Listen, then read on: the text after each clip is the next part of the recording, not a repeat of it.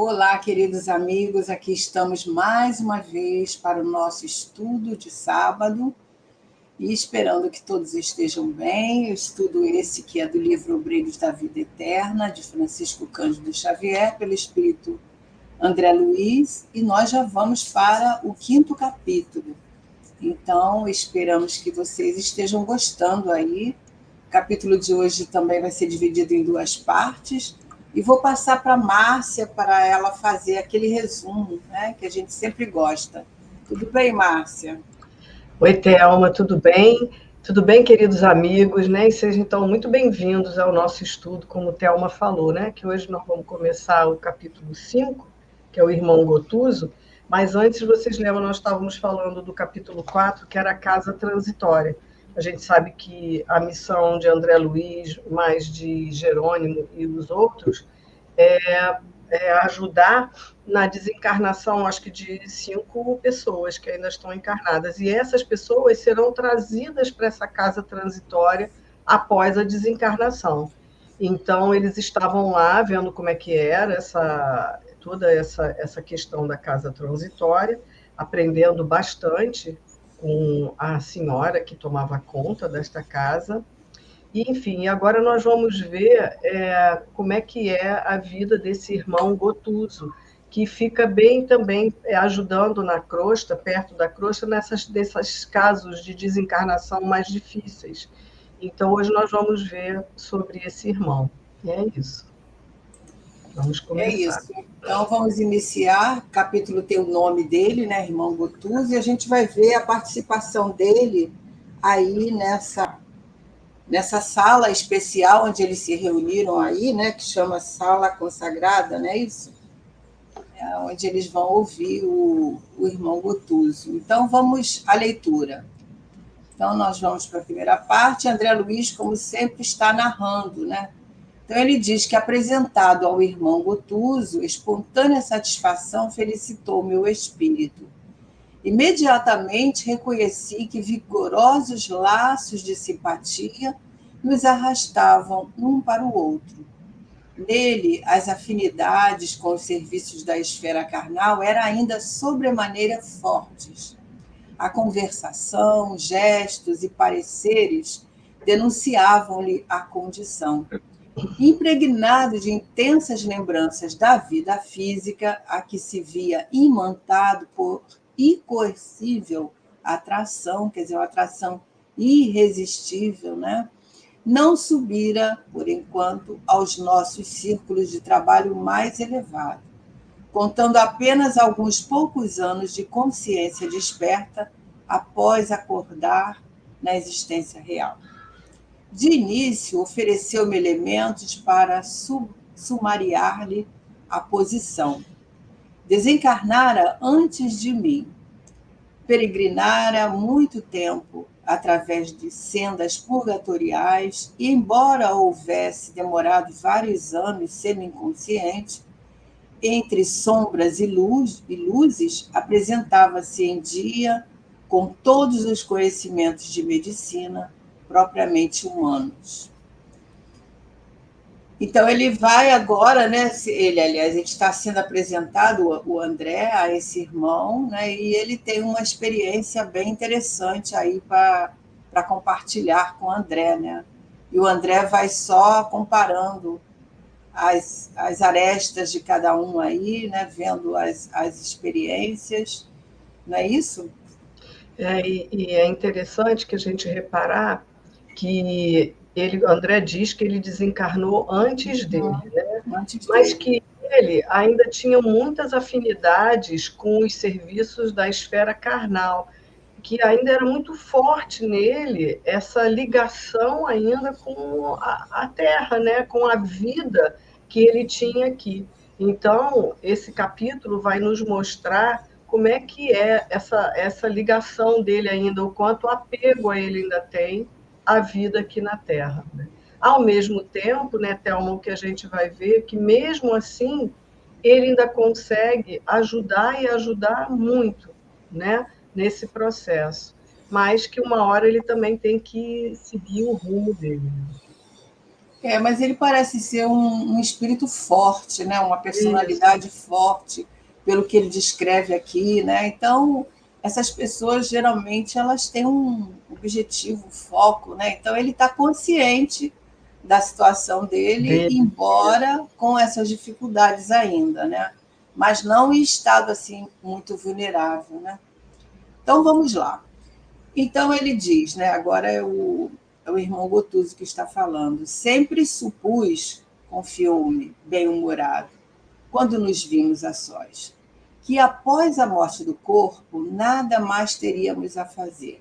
É o pensamento de muitos, né? Além de cantar beatificamente no céu ou ranger dentes no inferno.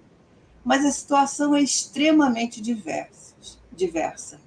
Fez significativo parêntese e continuou. Refiro-me à velha definição teológica, porque nunca pude aceitar a tese negativista em caráter absoluto. Impossível que a vida estivesse circunscrita ao palco de carne, onde o homem desempenha os mais extravagantes papéis em múltiplas atitudes cênicas, desde a infância até a velhice. Algo deveria existir, sempre acreditei, além do necrotério e do túmulo.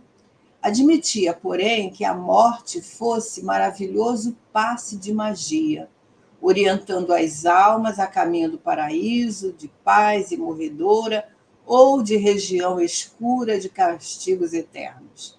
Nada disso. Encontrei a vida em si mesma com o mesmo sabor de beleza, intensificação e mistério divino. Esse é o perfil de muitos de nós, né? Que antes de conhecermos a doutrina, alguns depois de conhecer a doutrina ainda pensam assim, né? Confia, acredita, mas não é aquela história assim, né, Márcia? Nunca ninguém voltou para me contar, né? Então, Exatamente. muitas pessoas ficam nessa dualidade, né? Céu e inferno, ou sofrimento ou a beatitude. E a gente sabe que nenhum nem o outro, né?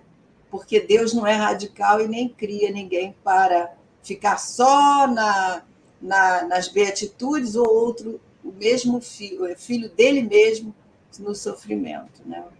Isso sempre me lembra muito, Thelma, as nossas reuniões mediúnicas, quando os irmãos, né, os espíritos desencarnados se Vem manifestam, contar né, para a gente, né? e vem contar para a gente, ele aqui diz que ele até nem acreditava que não existiria nada após a morte, mas ele era católico, a gente vai ver isso aí. Então mas ele tinha dúvidas sobre isso, né, de ficar cantando o tempo todo, ou então vai lá para o inferno, né?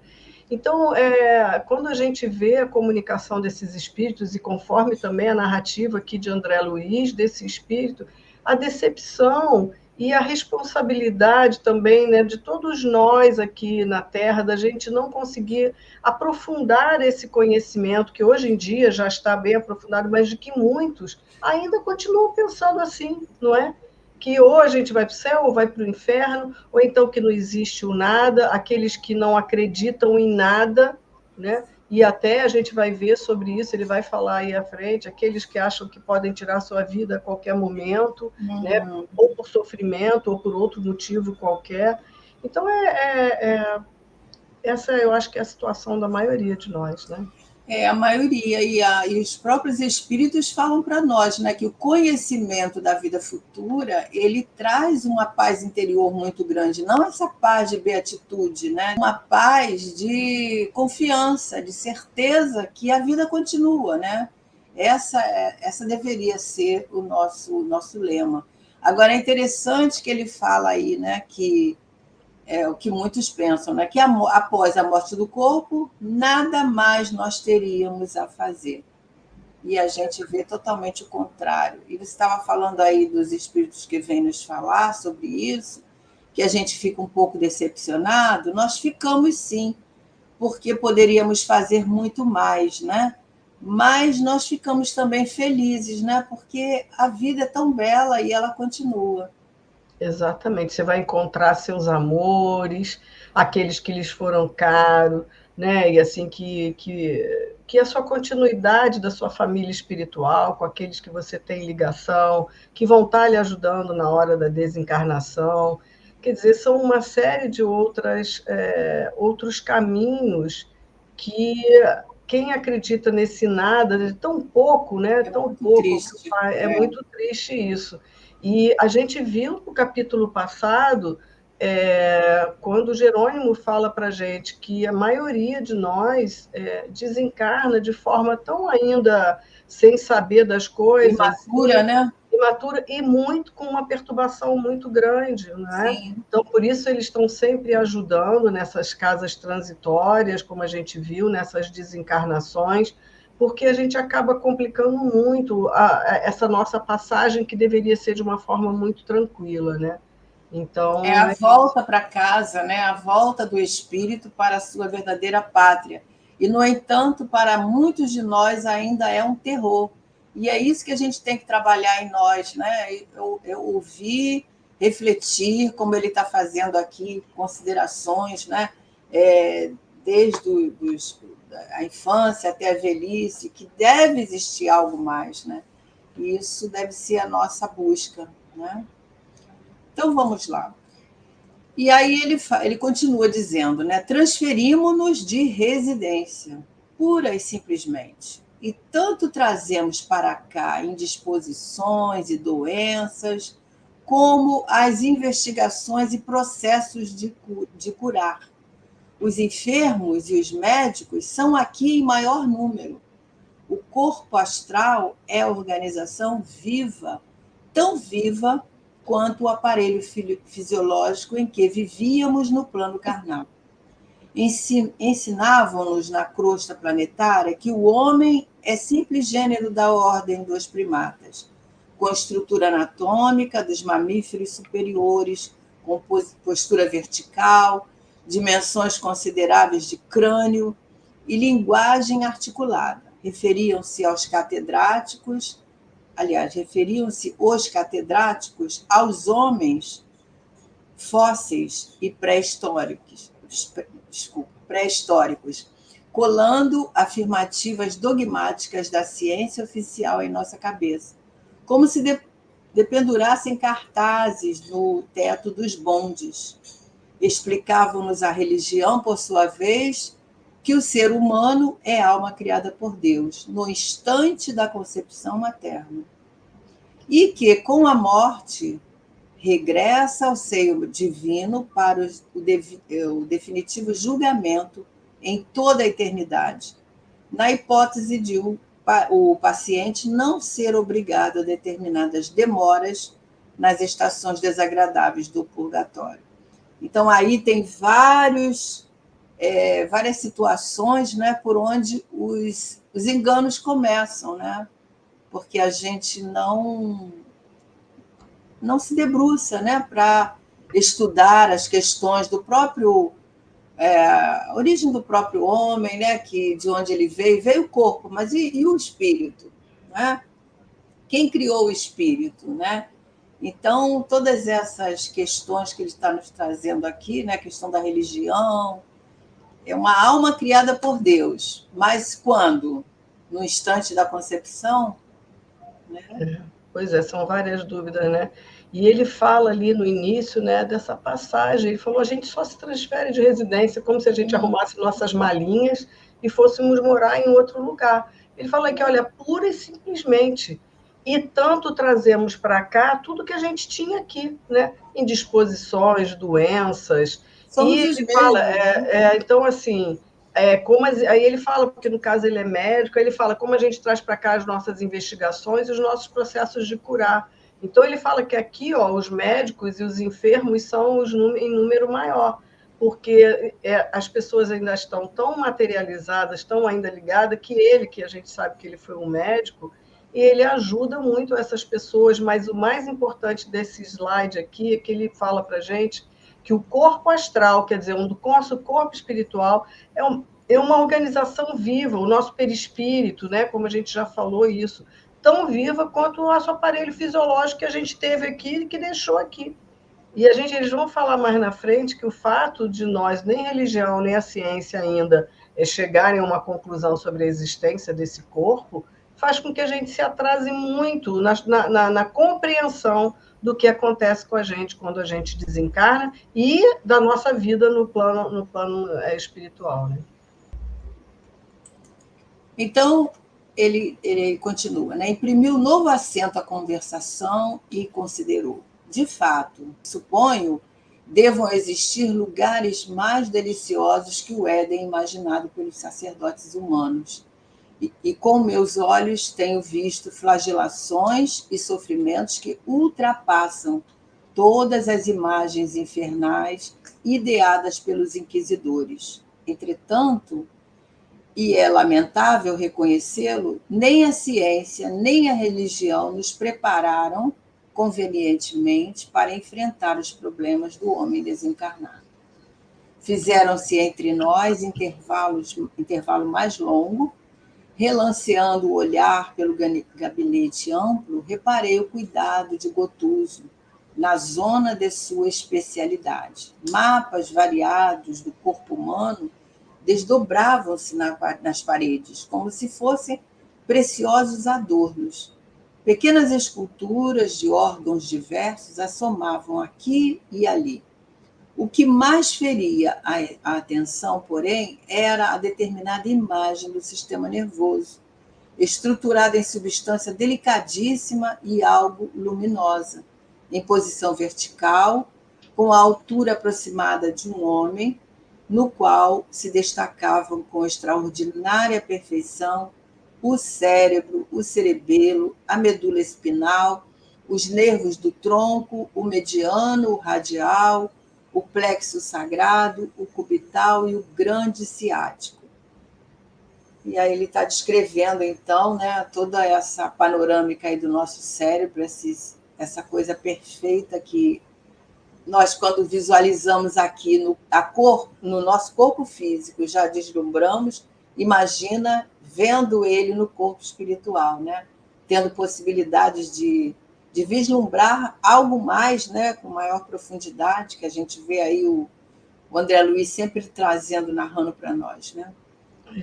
E aí a gente percebe, né, que ele era um médico bem dedicado e cada vez ele também estudioso, né? Estudioso, né, de aprender mais, mas também focado na questão do maior conhecimento desse corpo perispiritual, né? Então, aqui ele estava falando das visões dele, quer dizer, por mais que a imaginação humana pudesse vê-lo, imaginar, né, como Dante, a Divina Comédia, tudo aquelas imagens, né, dantescas que a gente fala, né? Ele diz aqui que nem imaginado com os meus olhos tenho visto flagelações e sofrimentos que ultrapassam todas as imagens infernais ideadas pelos inquisidores. Então ele diz que nem a ciência nem a religião nos preparam para saber enfrentar esse problema desse homem quando desencarna, o que acontece em função dos seus apegos, dos seus pensamentos, de tudo aquilo que ele traz dentro dele, da bagagem que ele traz dentro dele, né? Aliás, o Emmanuel, no início, lá no prefácio que a gente estudou, né, ele fala sobre essas questões, né, de que as religiões deveriam ser aqueles esclarecedores, né, dessa imortalidade, dessa visão continuada da vida após a morte, né? E a gente sabe, né, Márcia, que o Espiritismo ele faz isso, né? Desde o momento que você toma o primeiro contato com o Espiritismo, você já fica sabendo que você é um espírito, né? Que você é imortal, que você tem potências divinas. Então, tudo isso auxilia nesse esclarecimento que ele está falando aqui, né? Onde ele diz que as religiões deviam preparar. E essa questão de Dante, Dante descreveu realmente as zonas trevosas, né? Isso. Algumas que ele visitou, mas a gente vê hoje o próprio André Luiz descrevendo, né? Trechos de zonas de trevas, de espíritos em sofrimento, de espíritos que estão em atividade constante, a gente vê lá no livro Libertação, né? que não chega nem aos pés de tudo isso que já foi dito na própria história, né? E aí a gente vê isso, né, que a gente já viu no capítulo anterior, que essa casa transitória está numa região muito difícil, né? Uhum. De muitas trevas, de espíritos ainda em muita ignorância, não é? Ainda voltado ao mal. Então é uma região muito difícil mesmo onde eles estão. E acariciando elevado a obra-prima, observei. Aí é o André que vai falar. Tem você muita razão, meu caro Gotuso. Se os homens encarnados compreendessem a importância do estudo alusivo ao corpo perispiritual, né? Ele está aí pensando, né? Quanto ajudaria, que é o que nós acabamos de dizer, né? Uhum. Sim, confirmou com graça espontânea, atalhando-me as considerações. A ignorância que nos segue até aqui é simplesmente deplorável.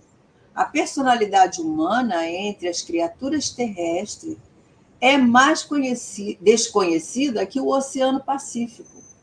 Eu, por mim, católico militante que fui, sempre aguardei o sossego beatífico depois da morte. Olha, né? Fixou a expressão quase cômica e acentuou: vim com todos os sacramentos e passaportes da política religiosa, passados em solenes cerimônias. Creio, todavia, que o serviço diplomático da minha igreja no céu não está bem atendido. Não trouxe bastante documentação que me garantisse paz na transferência. Em vão, reclamei direitos que ninguém conhecia e supliquei bênçãos indébitas. É aquela questão, né, do reino dos céus, que Isso. muitos pensavam até em adquirir, né? As próprias não ofertas, as doações que eram dadas, né, no tempo da Inquisição era para isso, né? Comprar o reino dos céus. Esse Hotel. reino que Jesus veio construir, veio ensinar para nós construir no nosso íntimo. Né? Eu lembro que você mesma me contou uma vez uma experiência de, Pois é. né, como personal organizer, né, de organizando armários em casas, não é isso? E de você encontrar na casa de quem você estava arrumando um certificadozinho de o pedacinho do céu comprado, Do né? céu É para tanta a mãe. ingenuidade ainda, A né? mãe dessa senhora tinha, é muito católica, tinha adquirido com o padre da região dela lá, né? Estava dentro de uma caixinha, porque a gente não pode levar nada, né, Márcia? Então, você veja, até o certificado teve que ficar aqui, né? E por isso que ele está falando aí que a documentação não estava sendo bem atendida, Pois né? Lá é. E no eu mundo nunca esqueci essa espiritual. história. Eu falei, gente, olha, o serviço diplomático lá da igreja não estava sendo bem Não atendido. está Ele não funcionando. trouxe bastante documentação. O pedacinho do pé do céu dele Pois é. não foi adquirido. Então, isso dói demais, né? O que ele fala aí é deplorável, dá uma compaixão em nós que sabemos dessa continuidade da vida, porque, como você falou no início, né, muitos companheiros retornam nas nossas mesas mediúnicas para lamentar, para reclamar, após, às vezes, anos ou quase séculos, naquela proposta, né, de expectativa de encontrar uma região onde realmente pudesse ter paz, né? E aí encontra realmente o inferno, entre aspas, né? Aí Porque muitos voltam muito decepcionados com os seus pastores, decepcionados, com seus né? padres. Se muitos vêm se sentindo muito enganados, porque veem que a realidade não é aquela. Então, eu não consigo lembrar de cabeça, mas tem uma pergunta nos livros dos Espíritos que Kardec pergunta se o nosso conhecimento como espíritas, ou outro credo que seja, da continuidade da vida, se isso facilita no momento da gente se desligar. E os espíritos dizem que ajuda muito. Não é somente isso, né? Que fazer o bem é muito melhor, mas que ajuda muito na hora da nossa desencarnação, desse momento de passagem. Né? É verdade. E em face do desconhecimento aqui predominante, a meu respeito, ele está continuando. Regressei ao meu velho tempo, onde ninguém me identificou. Desesperado, então, mergulhei-me por longos anos em dolorosa cegueira espiritual. e francamente. Rememorando fatos, rio-me ainda hoje da confiança ingênua com que cerrei os olhos no lar pela última vez. O padre Gustavo prometia-me a convivência com os anjos. Olha aí as promessas que os próprios padres fazem, né? Veja bem, ele conversando com o André, né? E assegurava-me que eu seria levado em triunfo aos pés do Senhor. E isso apenas porque legara 5 contos de réis à nossa antiga paróquia. Olha aí a Tipo assim, história comprou um semelhante pedacinho, daquela né? senhora, né? Que a Pois gente é, comprou o pedacinho ali do comprou um céu. pedacinho do céu. E era isso, né? Você vê que até na época de Jesus, né, aqueles fariseus, aqueles sacerdotes que ficavam ali olhando as ofertas do templo, até desde esse tempo já se pensava que a maior oferta teria algum privilégio, né? Exatamente. Porque quando a viúva colocou aquela moedinha que nem fez barulho, eles recriminaram, né? E Jesus explicou.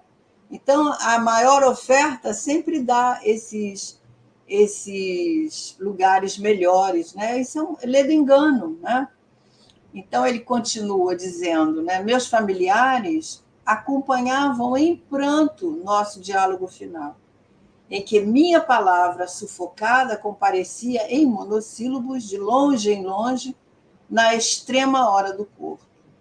No entanto, se era quase impossível para mim o comentário inteligente da situação, o pároco falava por nós ambos, explanando a felicidade que me caberia no reino de Deus.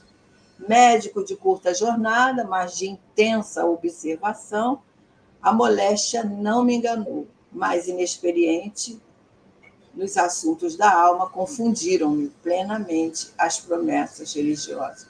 Quer dizer, ele não foi enganado pela enfermidade, mas a questão dos assuntos da alma confundiu, né?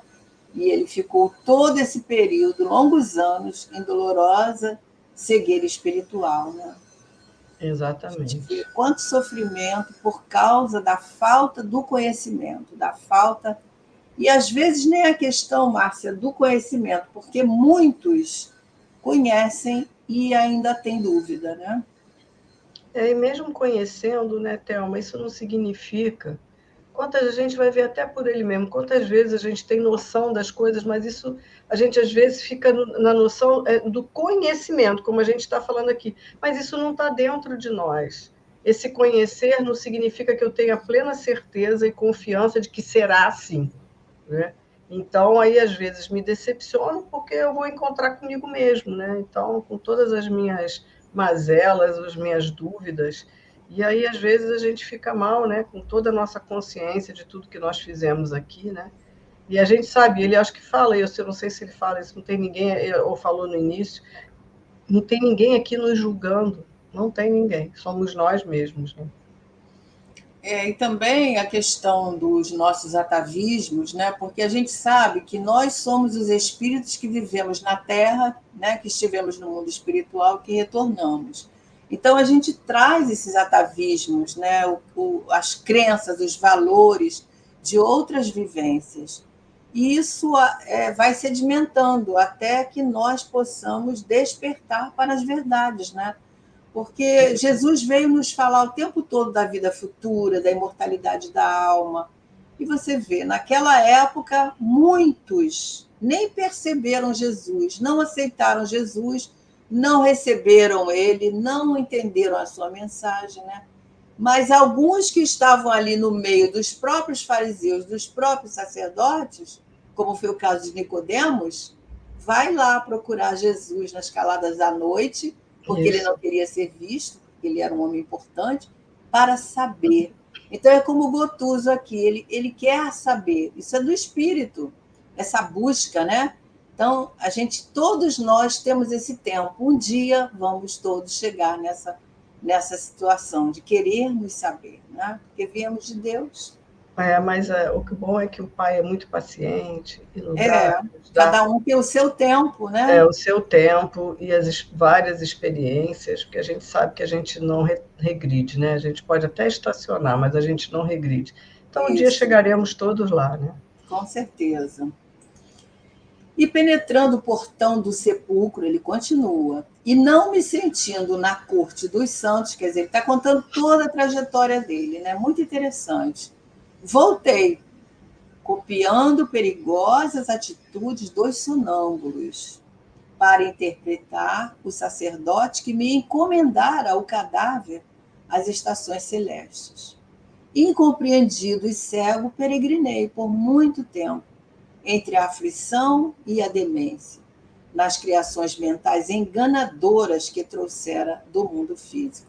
Então, olha, um detalhe é muito importante que ele está falando. Essas ideias, essas criações que nós temos, né, de que com a morte tudo termina, que nada existe, tudo isso nos prejudica muito no mundo espiritual, porque essas crenças e valores vão com a alma. Exatamente. E aí ele fala que ele volta lá, né, no templo, para cobrar do sacerdote, né, que fez lá, que eles são católicos, tem aquele momento da extrema-unção, né, toda aquela... então ele volta para lá, mas assim, ele com certeza não seria visto, né, nem reconhecido, e ele peregrina muito tempo aí que ele vai falando, né? Engraçado que ele diz, né? Copiando perigosas atitudes dos sonâmbulos, que é justamente aquela turba que estava ali, naturalmente, dentro das igrejas, repetindo gestos, né? Mas não é crítica, mas aqueles gestos repetidos não estão no sentimento, né? Não estão trabalhando os sentimentos, as reflexões. E aí ele continua: certamente observei, em face da parada mais longa que se fizera, não lhe faltaram bons amigos. De fato, concordou. Entretanto, gastei anos para tornar ao equilíbrio indispensável, condição única em que podemos compreender-lhes o auxílio e recebê-los. Nós precisamos de equilíbrio, né? Para poder entender e receber esse auxílio, né? Pois é, porque a gente viu no capítulo passado a irmã Zenóbia falando para nós que ela tinha alguém muito caro ao coração dela, que ela conseguiu localizar e trazer para aquelas regiões, mas que não tinha condição de abrigar até na casa transitória. Mas ela fala, ele não consegue nem nos perceber, ele tem uma leve impressão de escutar algo ao longe. Então é o que ele está falando ali, olha. Então o que o André Luiz fala para ele, mas você sabe que não faltou bons amigos, e a gente sabe que não falta. Nós nunca estaremos sozinhos. Mas é o que ele diz, olha, mas ele gastou anos, né, para poder compreender o auxílio e receber. Ele não enxergava.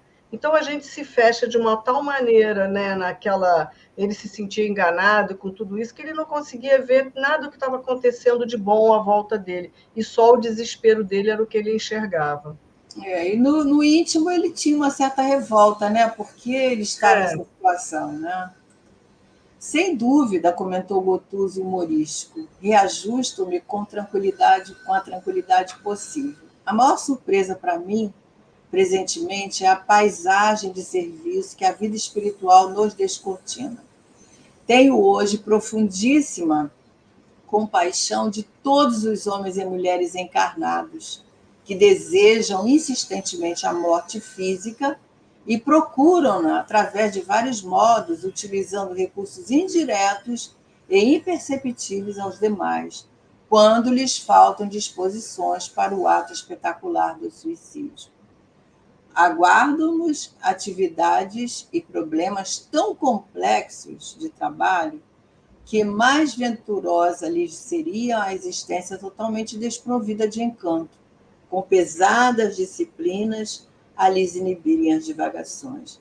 E isso é uma grande verdade, né, Márcia? Muitas pessoas buscam esse suicídio indireto, inconsciente, né?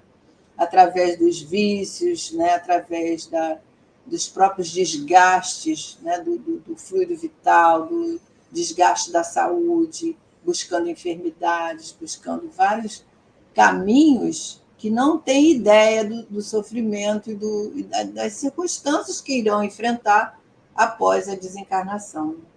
E aí ele fala da importância, porque ele fala assim, aqueles que buscam a morte indiretamente, que vão se deixando morrer, né?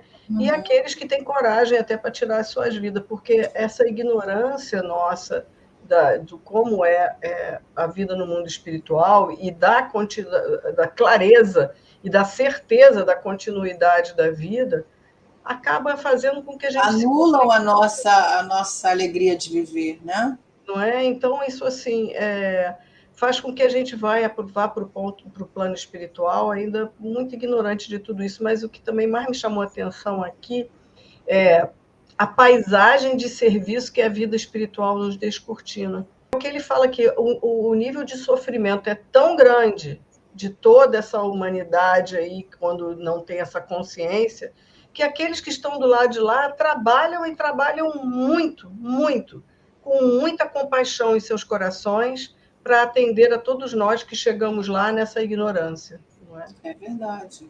A gente viu isso lá naquele livro da vida e a vida continua, né? A primeira coisa que a Evelina e o companheiro dela, Ernesto, né? o Ernesto, encontraram lá junto daquela equipe amorosa que recebeu eles, né? Foi o trabalho. Então, nada dessa vida beatífica que nos falam, né? No passado, ou até mesmo agora, de você ficar tocando harpa em cânticos, louvando a Deus. É muito trabalho. A gente louva, sim, mas de outra maneira, né? Com o Jesus não trabalho árduo, É. ajudando. Jesus não falou para a gente, Thelma, meu pai trabalha até hoje, né? Até hoje. Deus não para de criar, né? Não para a sua providência para com toda essa humanidade imensa. Você vê que nada falta para a gente. O mais, aquele que está mais, aos nossos olhos, mais abandonado, ele tem uma assistência, como ele está falando aqui, né? Que ele não percebia a ajuda, mas estava ali a ajuda, né? Ao lado dele. E aí ele continua, recordando a posição laboriosa da dirigente da casa, em virtude das observações ouvidas, considerei, agora é o André que vai falar. O volume de nossas tarefas assombraria qualquer homem comum, ele vai continuar a questão das tarefas, né? E cumpre-nos reconhecer que a necessidade de sacrifício nos serviços desta instituição é enorme. Ainda agora espantou-me a cota de deveres atribuídos à diretora, A dona Zenóbia, né? dona Zenóbia.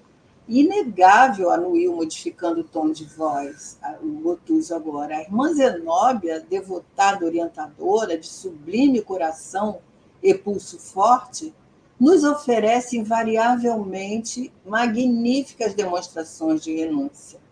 É tão grande e tão grande é o serviço nesse asilo, consagrado a socorros diversos, que a chefia se reveza em períodos anuais. Nesse ano, a administração compete a ela. No vindouro, teremos as diretrizes do irmão Galba. Cada administrador recebe descanso de um ano? Pergunta o André. Ele vai Então é responder. interessante, né, Thelma, que assim, são esses espíritos, a gente percebe que tem condições de estar em instâncias bem mais elevadas, mas são abnegados, não é? Como o doutor Bezerra tem condição de estar em outras esferas, mas ele fala, né, enquanto tiver gente sofrendo, corações sofridos, eu vou estar lá ajudando. Então, essa irmã Zenóbia é isso também. Então, ela se reveza, porque tem que, né, tem que estudar também, tem que ter contato com os superiores, tem que se especializar mais e ter um período para respirar um pouco depois de tanto sofrimento assistido, né? Então, eles se revezam, é interessante, e aí André Luiz pergunta, né, se cada um recebe esse descanso, né? E é interessante essa demonstração de renúncia, né? Que ela tem a preocupação de estar sempre olhando o outro, olhando as necessidades do outro e esquecendo um pouco dela nesse momento ali de atendimento, né? Vou perceber, todos os instrutores têm esse perfil, né? Isso é uma aquisição, é uma conquista, né? Que o espírito vai tendo à medida que ele vai aprendendo a renunciar, aprendendo a abnegar, ele vai conquistando esse espírito de serviço que a própria Narcisa fala para o André Luiz lá em Nosso Lar. É o espírito de serviço que nós precisamos de ter. Aprender a servir, como Jesus nos ensina, né? Quando ele lava os pés ali de Pedro, mostrando que o maior não é aquele que está nas tarefas maiores, e sim aquele que serve, que aprende a servir. E é só relembrando que André fala ali, olha, o volume das nossas tarefas aqui, né, no plano, deixaria nós todos assim assombrados, né? Porque a necessidade de sacrifício, né, de todos e como eles trabalham no plano espiritual para ajudar todos esses que têm dificuldade, né? A pergunta do André, né, que ele está perguntando se todos eles se ocorre esse descanso, né, a cada ano para cada administrador. E aí ele responde que sim, aproveitando-se o período de repouso em esferas mais altas, ao contato de experiências e estudos que enriqueçam o espírito do missionário e beneficiem as obras gerais da intuição, da instituição. Quer dizer, eles descansam, mas vão estudar, né? Com vistas ao futuro. E aí ele continua: estou informado de que Zenóbia e Galba dirigem esta casa há precisamente 20 anos consecutivos, ora um, ora outro. Administradores diversos, no entanto, têm passado por aqui, demandando outros rumos no plano de elevação. De quando em quando voltam a visitar-nos, ministrando sagrados incentivos à comunidade de trabalhadores do bem. E você? Interroguei, talvez indiscreto. Onde passam os recreios e entretenimentos? De conformidade com os estatutos que nos regem, possuo também minhas horas de repouso. Todavia, e a sua voz tocou-se de velada tristeza, ainda não posso fruí-las nas esferas mais altas. Que ele, e o André mostra para a gente desde o início do capítulo, que ele ainda está muito ligado às questões da Terra, né? Então ele mesmo não se permite essa possibilidade de ir, né? E aí, isso é muito bom para a gente entender, né, quando a gente fala que nós desencarnamos e continuamos os mesmos, porque muitas pessoas acham que esses instrutores, que esses trabalhadores não têm dores, não têm questões a vencer, limitações, dificuldades. A gente vê aí, né? Todos eles têm. Claro que tem, né? Claro que tem. A gente não muda, né, Thelma, de uma hora para outra? Não, claro que não. A evolução ela é de acordo, né, com as nossas possibilidades também. Desfruto-as, aí ele está respondendo ao André, desfruto-as nos campos da crosta, respirando o ar puro, tonificante dos pomares e jardins silvestres. O oxigênio por lá é mais leve que o absorvido por nós, nesses círculos abafados de transição, onde há que lidar com os resíduos do pensamento humano. Quer dizer, os espíritos que têm condição, eles vão para mais alto, ele vem para a próxima, a crosta, cada um nas suas possibilidades, né? Mas às vezes assim, vai mais para perto de áreas mais do campo, onde ainda você com florestas mais, onde o homem ainda não penetrou tanto, onde ainda não é massacrado pelos nossos pensamentos, né? Pelas Mas ele lida com isso, mentais. né? Ele lida com isso ainda, né? E aí é isso que eu estou falando, pois ele, como ele também está o tempo todo no trabalho, nesse jeito, ele vai poder relaxar um pouco indo para essas zonas não tão perturbadoras, né?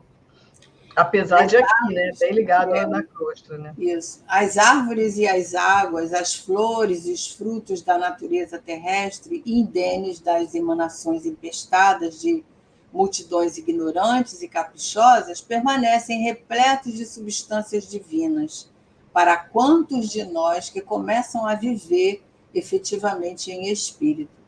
As cidades humanas são imensos e benditos cadinhos de purificação das almas encarnadas, onde se forja o progresso real da humanidade, mas o campo simples e acolhedor é sempre a estação direta das bênçãos de Deus, garantindo as bases de manutenção coletiva.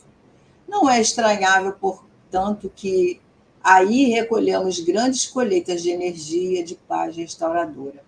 É interessante, porque quando nós vamos para uma cidade de campo, uma cidade que é localizada numa região mais tranquila, a gente observa isso, né? A gente se revigora, né?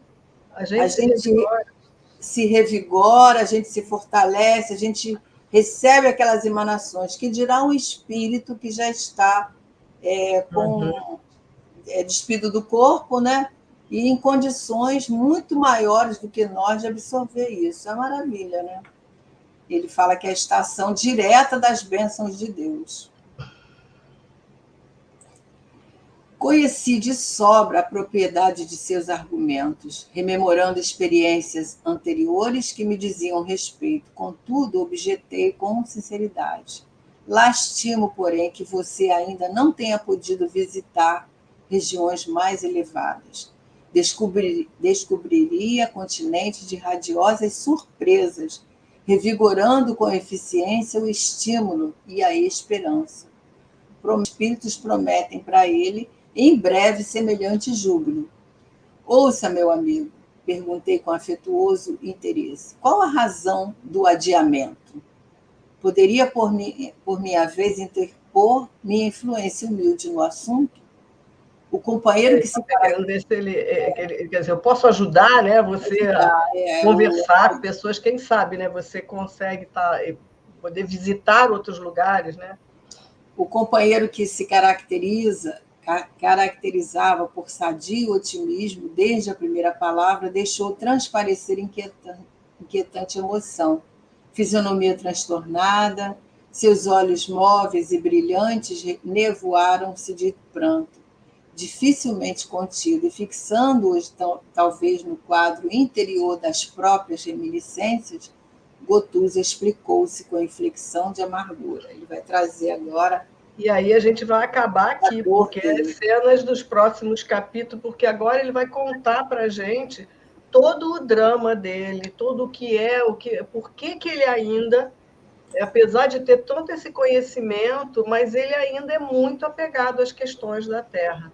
Né? Porque às vezes a gente não basta, a gente sabe das coisas, mas a gente ainda fica apegado e em determinadas questões que nos fazem sofrer, né? Então, o próximo capítulo a próxima parte deste capítulo vai nos falar dos dramas da vida de Gotuso, né? Isso aí. Então, não perca o próximo capítulo e até semana que vem, né, Márcia, onde nós estaremos aí continuando essa história linda de Gotuso, que eu acho que ela encaixa perfeitamente na nossa vida, né? De exemplo, de esperança, trazendo aí motivações para nós. Para quando chegar a nossa hora de voltar para a nossa verdadeira pátria, a gente consiga ir de uma forma mais tranquila, de uma forma mais consciente de nós mesmos, das nossas possibilidades, né, da continuidade aqui da nossa vida. E é isso. Então, que Jesus nos abençoe, que nós possamos ficar em paz. E esperamos vocês na semana que vem, aqui, né, na TV Nova Luz e com o Centro Espírita Jorge Niemeyer, para que a gente possa continuar esse estudo. Até lá, queridos. Se Deus quiser. Até a próxima. Fiquem com Deus e até lá, Márcia. Até lá.